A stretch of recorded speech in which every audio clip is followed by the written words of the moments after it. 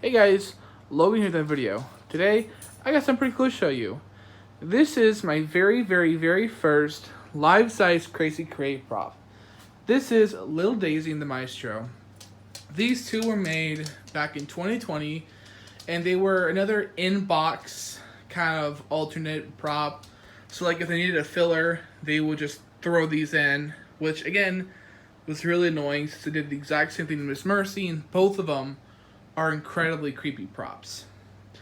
Maestro himself stands at 7 feet tall, while Daisy's probably about 3 feet, I think, 2 or 3 feet.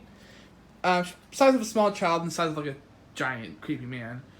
Maestro is like this really creepy, almost like goblin looking dude. And then Daisy's just a scared little girl. The detailing on this prop is phenomenal. The sculpt is really cool. Mine's got a little bit of a messed up paint job, because the eyebrows look a little lopsided and the eyes are a little weird. But like, the teeth look cool, the skin looks cool, lips are cool. The hands have like painted nails. These are kind of painted like wood. He has rings on his hands, which is pretty cool. Daisy, again, it looks like a scared little girl. She has pretty good detail. The dress, pretty generic, like print. Maestro like has a suit underneath this like cloak. I don't really understand the whole cloak situation going on here, but that's just me. Maestro has no hair, which I don't really mind. I think he doesn't really need it. He doesn't really have any like shoes or pants. It's just a cloak that goes all the way down, and then Daisy goes right in front of him. He is motion activated right with a sensor right there. Sensor is pretty decently sensitive. I don't know. It works. Maestro for me was a bit of a pain in the ass to put together, and it was mainly Daisy. She has a piece like right. It was like right up here that's supposed to connect to these poles. Well, that piece would not go in. I've moved the poles around a whole lot, and it just wouldn't go in all the way. So she's not even really screwed together. Her head's not really screwed on, and neither is her, like, I don't want to say mechanism. It's not really a mechanism. It's a spring. That's how she sways, because she's not, she doesn't have a motor in her. It's just Maestro's arms moving her around. And maybe it's just mine or all the others. I didn't really look into them too much, but mine really only leans to this side. She won't go over here. She just leans there, but it looks like she's being jerked around a little bit, so not too much of a loss for me.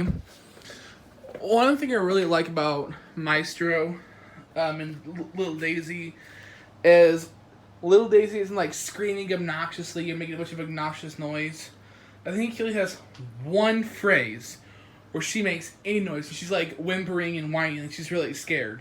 I like that. I don't really like. It's like the SVI clowns, the kids. They're screaming and wailing and going crazy.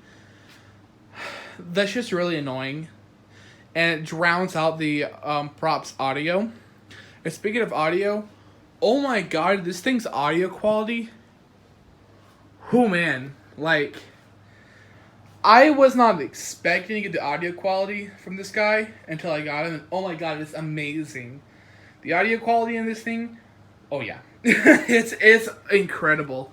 Like, this was worth every last dime, and trust me, he was definitely a nickel and dime. The price range, not a fan of it. I don't know, $300 seems like an awful lot. Bump that down to $250, and I think you're probably in a better price range. I mean, you're getting a 7-foot prop and a little girl, right? But the little girl's not really motorized. She just has a spring, and that's how she moves.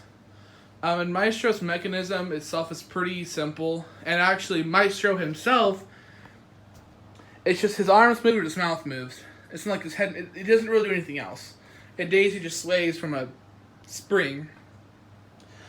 But it's also a fairly decent quality prop, I'd like to say. It's fairly, like, for my taste on what I get, it's pretty advanced with the amount of parts I guess, with the amount of parts I got to screw on and zip tie, because the bungee cords, which is exactly what these are, they have to be zip tied. So there's a hole right here in the sleeve. I couldn't tell if there's any more. I don't think there was, but I just zip tied them all there, and it does the trick. But I don't know. 300 definitely seems like a lot, especially with the oversized shipping fee, which was like another $25. Yeah, this was not a cheap prop, guys. But it was a prop that I told myself last year I was gonna get, and then I didn't get him, and then I was kind of scared that he would go out of stock and never come back. So I don't think Maestro's returning. I don't think he's sold nearly enough because not a lot of stores displayed him, and I think that's what really killed him, because my god, Maestro is a really good prop. He is so creepy. The design of him is great. He's pretty structurally sound-ish. I say that because, listen, I like to film my props outside. I think I even said that with Miss Mercy. Miss Mercy could withstand pretty heavy wind. Maestro cannot. Maestro blows over really easily. I had to catch him like 3 times, and the wind wasn't even severe. But I also live in the Midwest, and I could also just be used to it. And it's annoying because every time I want to film a prop outside, it gets windy. I'm sure a lot of my videos you can hear the wind. But yeah, I mean that's really all there is to it.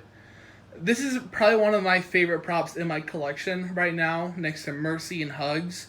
I think it's incredible, and it's a good introduction to Crazy Create.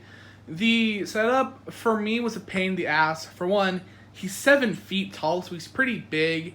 So screwing all these little screws in, because you have to screw a lot of parts in, was kind of hard for me personally. I'm only 6 foot. I'm reaching up, right? Because his head is screwed in, his shoulders are screwed in. She needs to be screwed together. I gave up on her. I was like, nope, because I couldn't reach her neck where she needs to be screwed in. Yeah, no thanks. And I know that's pretty standard for Crazy Create. We get the screw parts in, zip tie parts together, and whatever. I think it's just so they're more structurally sound. Because Miss Mercy, I also had a screw part in with her, but I was able to reach that. And even when I disassembled her and put her away, it wasn't that hard to take her apart. I couldn't tell you how hard it's for me to take this guy apart, because he was not easy being put together. But a lot of people said he was easy. I just kind of had a little trouble. But that's just me. Everyone's different. I'm kind of a dumbass, so... but anywho, I'll go on with the demo. He has 3 phrases, which originally Spirit only teased 2 of them. And I think they're pretty creepy. And I think he's a really cool guy. And he also runs off of 6 volts, which is pretty standard for Spirit. She never eats, she never sleeps, she never speaks, but she knows how to haunt you. It seems I've trained her very, very well. Also, I like to mention the mouth movement in all of these sucks. You have to basically redo them and I guess get in the head or remove a piece from the mechanism to actually give it better movement, but I don't really care. I think mine's mouth moves enough. Want to be a part of my act? I'll get you in my grips and you'll do whatever I say. Come on, it'll be fun. As you can see, there is somebody here who is not a fan of Maestro. Look what I have here. A live puppet for this undead puppeteer. Come any closer and you'll be joining in on the fun. But quickly turn him off. She never eats. She never sleeps. So yeah, a few more things I forgot to mention. The head, his head, and surprisingly Daisy's head are both latex. The hands are either plastic or I think they're just plastic.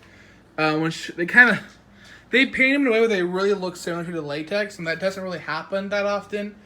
Typically with a latex prop with plastic hands. Their colors are just a little off from each other. These are actually pretty spot on, so that's really nice. The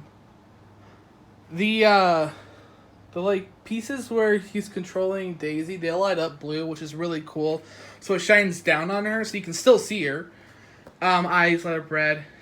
Daisy just doesn't really light up, which I'm not really mad about. I'm kind of glad she doesn't, because obviously he's supposed to have more of a demonic, ominous presence, and she's just a scared little girl. But yeah, overall, this is a prop I highly recommend.